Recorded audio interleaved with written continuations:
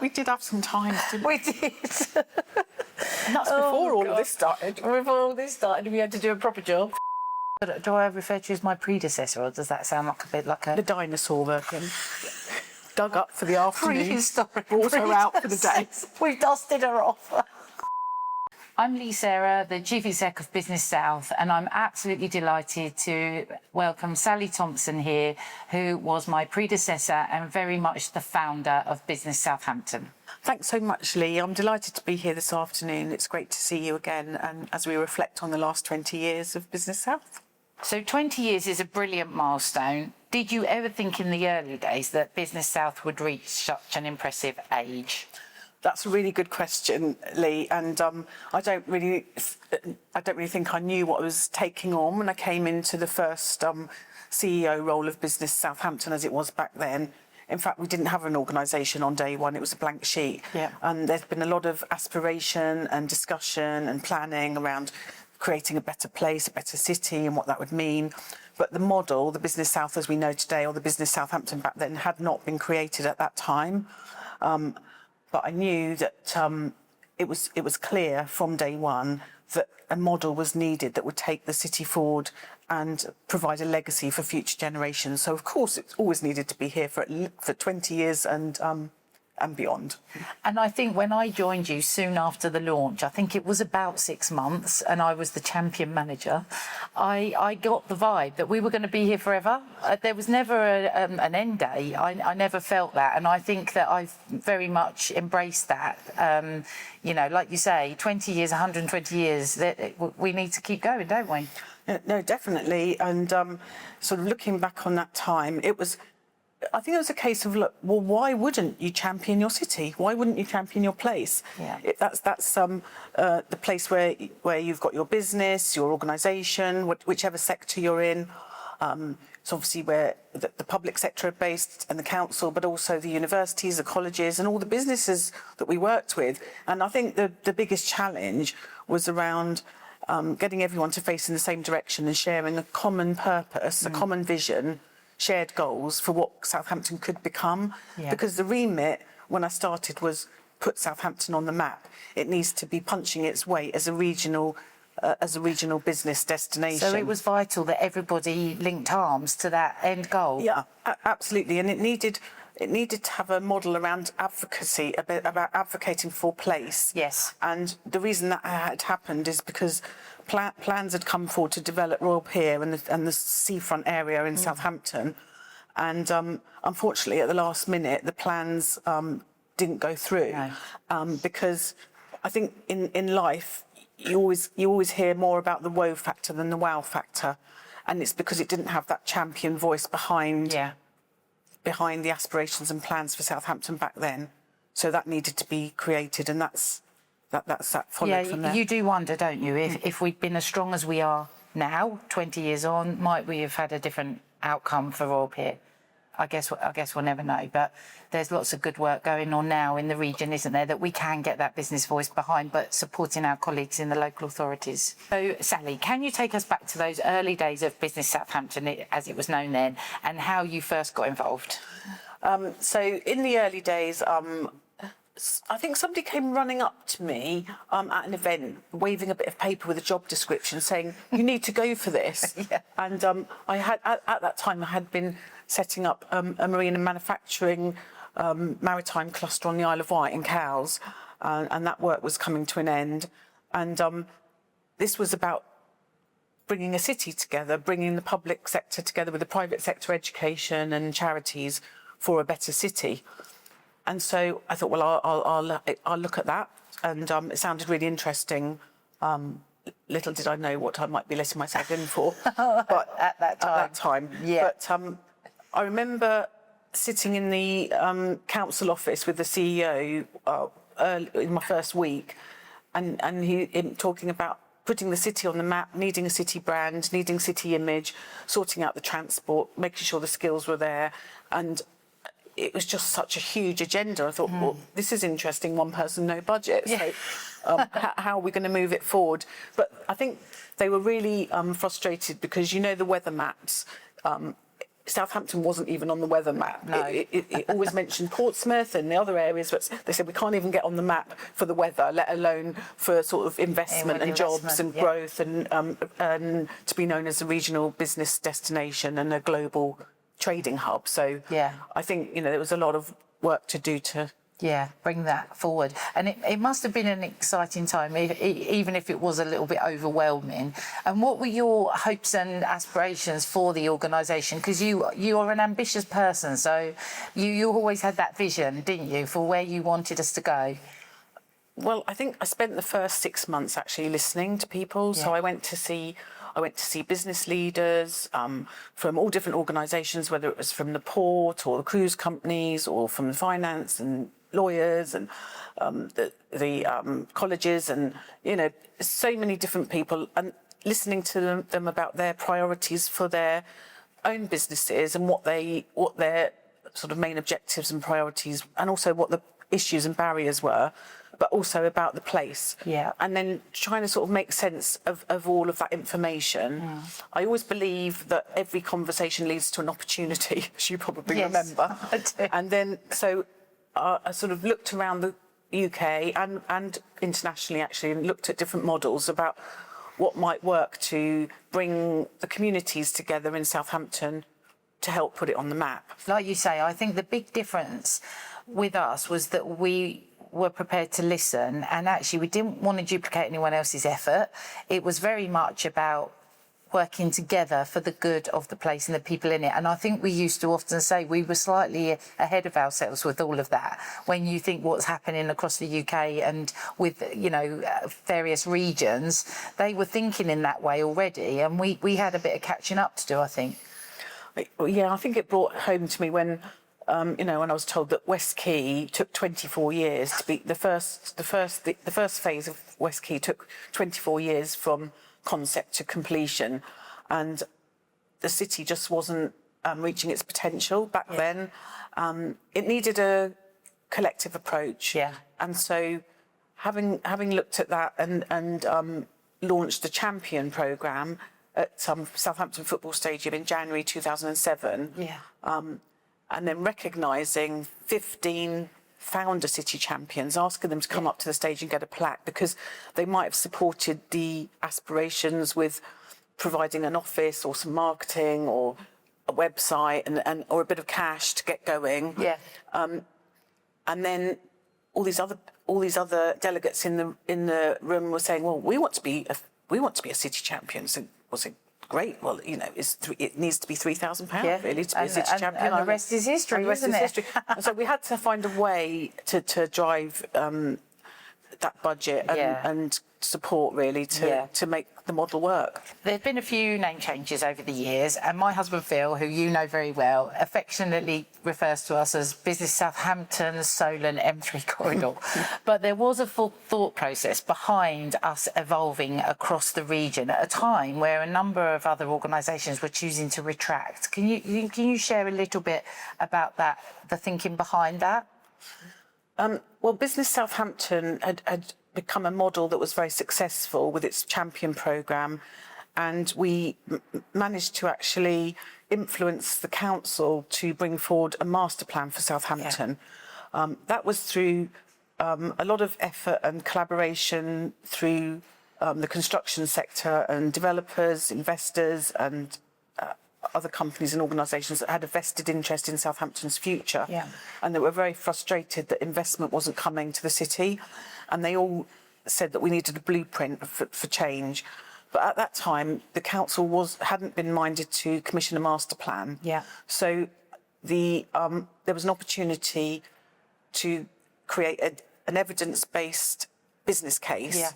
But then that was supported by the collective influence of the champions, because as we grew the model, we had around 250 companies championing Southampton at the time, and that represented over 100,000 employees with a collective turnover of more than 4 billion. So then we had that collective influence to help persuade the council leader at the time to agree to commissioning a master plan for the city.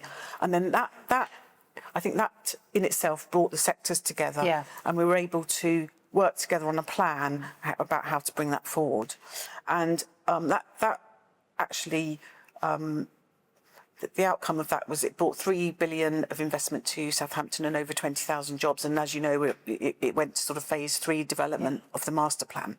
So other areas were looking at this model and thinking it was really interesting, and thinking about setting up their own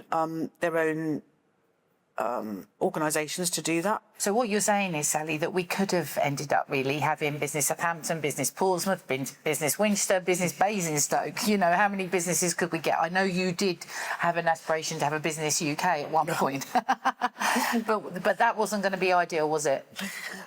No, and I think there was an opportunity, wasn't there, to sort of work with our partners and stakeholders and all the businesses, whose many of whom reach extended along the Solent corridor and beyond, and into North Hampshire. Say, actually, is there a way we can collaborate and work together more as a region? Yeah. And so, working with Portsmouth to break down the barriers between Southampton and Portsmouth was particularly challenging, but also quite good fun, I have to say, and ended up in the first MIPIM in London, where we brought Southampton, Portsmouth and the Isle of Wight together as a Solent region to sell and promote the region for growth and jobs and investment. And that was the start of that sort of wider collaboration and galvanising that support. And we've always said this business is about the people, haven't we? And I can remember that really what was instrumental in encouraging Portsmouth and Southampton to work together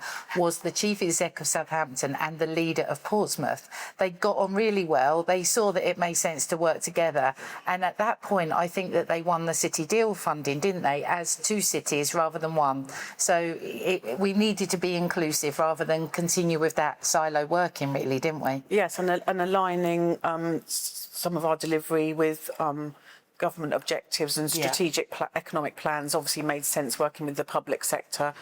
Working in collaboration as one team, really, for the South. And most recently, government's directive has very much been about the regions, hasn't it? So I think it was timely, particularly when we really worked hard to develop an identity for our part of the UK, going right back to where we started with the weather reporters, slicing us in half. We're not south east or southwest, we're very much the central south, a really important part of the engine for UK PLC. So when we took that idea up to government a couple of years ago, we were told we needed a data set. We've now got a brilliant relationship with ONS. So we've actually got a set of data that says we're just shy of 3 million people population. But there are also some challenges then in there around health and around graduate retention. But having that wider regional identity, I think, has helped us massively with the inward investment agenda. No, definitely. And I think the model around Business South and the champion model was really around driving economic prosperity to support social well-being. Because although the South and Hampshire are seen as very prosperous, successful regions, we do have severe pockets of deprivation. And it was how to enable more people to get gainful employment and productive lives and help them with their best life opportunities, really. So there was a real social value agenda around the champion model, which everyone could sort of relate to, really, because it was helping the place, but also very much about the people and helping everyone to prosper in better ways, to support the economy, but also to give families better opportunities. Yeah, I mean, the goal was always jobs for all and homes for all, wasn't it? Because if you've got a prosperous economy, then you start to affect those areas of deprivation. And I think that work is more important than ever, actually. I think that's why we talked about having a champion model in the UK, and I think now they do definitely need it more than ever. I think they have probably pinched it without us realising. So Business South has come through national economic upheaval and a global pandemic.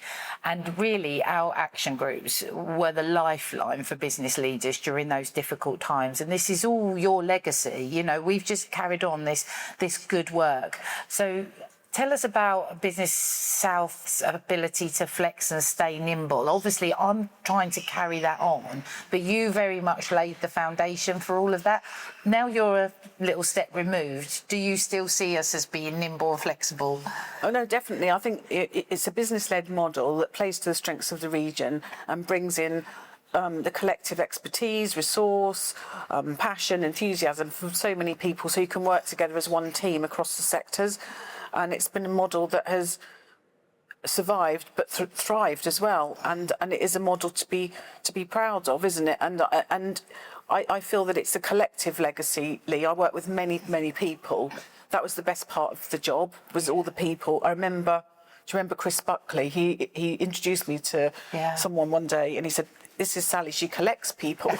And I think that was the best thing. Yeah, it was that's about quite collecting, a description, isn't it? yeah. Collecting people, bringing people together, working in partnership, in collaboration, cooperation. Some of it was co-opetition, of course. Yeah. There's always a bit of competition in there, but it's actually working for that greater good of place to get things done and put the place on the map. Yeah.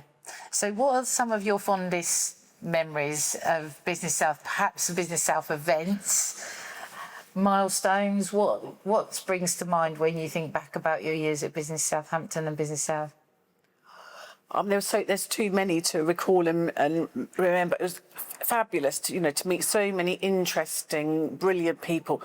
I do remember going to a dinner at Southampton University one evening. I think it was called the 84 Club, and I was sat next to Professor Nigel Shadbolt. Yes. And he was talking to me about artificial intelligence. A colleague of Dame Wendy's. This must have been 15 or 16 years ago. And remember that I always work on the basis that every conversation leads to an opportunity. And when he started telling me about artificial intelligence, I was like, I can't see an angle here. How's this going to come for? It was amazing. The work they were doing there was amazing. So you meet incredible people, and it does unlock opportunities. But we also had a lot of fun as well, didn't we? And I remember going, there was an event actually at 10 Downing Street, and I met an interesting guy there that you might not think that I would end up chatting to at 10 Downing Street. Who do you think I met at 10 Downing Street for the culture event that we went up? It was Craig David. I hope he sang to you. Yeah. So we didn't get many policy matters resolved that day, but he was a passionate supporter of Southampton as well. We're desperate for Craig David to come out to Mifflin with us because we think he would be a true ambassador for the region, but we haven't quite managed to make that happen. I think Shelley needs to work a bit harder on that, actually. I think he's a true ambassador, though. Yeah. And I think the events and the range of people that got involved and the different groups and projects, and we got involved in so many of the inaugural celebrations with the cruise ships, and we even had a conference on a cruise ship, didn't we? Yeah, that was quite a logistical challenge. To say the very least. I know. One of the great outcomes, I think, was working with the food and beverage sector in Hampshire and Solent region, who desperately wanted to be able to provide their products on board the ships. And they didn't know which porthole to knock on, really, did they? No. Or who to contact. Pardon the pun. So I think what we were able to do is Business Southampton, Business Solent as we were then, is we were able to engage with the cruise liners and their supply chains, and then arrange an educational event on board. I think it was P&O Oriana at the time. We had about 60 delegates from small businesses that were providing things like chocolate and trout and cheese and, in their own businesses, but they didn't know how to supply the cruise industry. So they found out that they could consolidate their supplies with one of the local providers. And then that led to having the food and beverage show, didn't it? And I think isn't that a telly now? It's like that's been going for years and years and years. It goes from strength to strength, and we have engagement from Selfridges and Harrods now because the quality of our food and beverage in this region is just exemplary, isn't it? That's amazing, and that just shows the strength of this champion model where there's something in it for everyone. Yes, yeah. And another example, I think, what worked really well is when we engaged with the champions, i.e. the business community, to encourage them to adopt a school. And so I think we had 24 schools and colleges that were adopted in and around Southampton by leading businesses.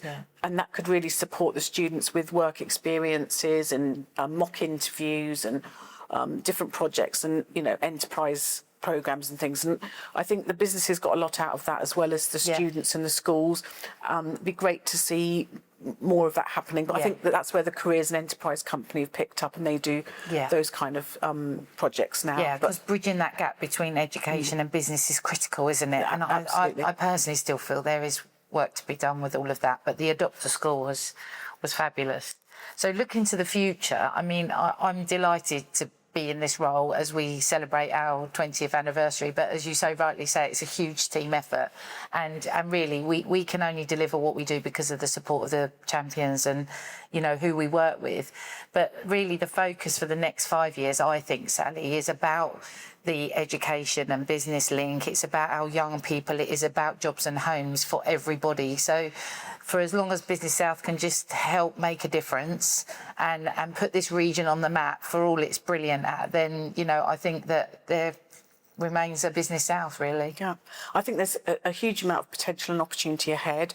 As you know, over the last year, I've been coordinating an AI Growth Alliance for the region, for Hampshire and Solent, and very much looking forward to working with Business South on this as we move forward and overcoming barriers to engage with AI and actually recognising that AI can be a leverage for growth and dispelling the myths and see how it can be used as a positive tool, and that young people can benefit from AI by learning about the different tools and software that offers for the jobs of the future. Yeah, yeah. Well, thank you so much, Sally. It's been just great to spend time with you. I don't think we see enough of each other these days with busy lives. So thank you for just, you know, going over the memories of Business Southampton and how we all started. And I hope you do look on and feel proud of what we're all achieving. Of huge fond memories of that time. It was supposed to be a 3-year project, and I ended up staying there 11 years. It's the longest 3-year project. And I have to say, it made some brilliant friends for life. Yeah. And I do miss you all, and it's great to still be working as part of that wider ecosystem across the South. Brilliant. And good luck for the future. Thank you, Sally. Thanks for joining me today.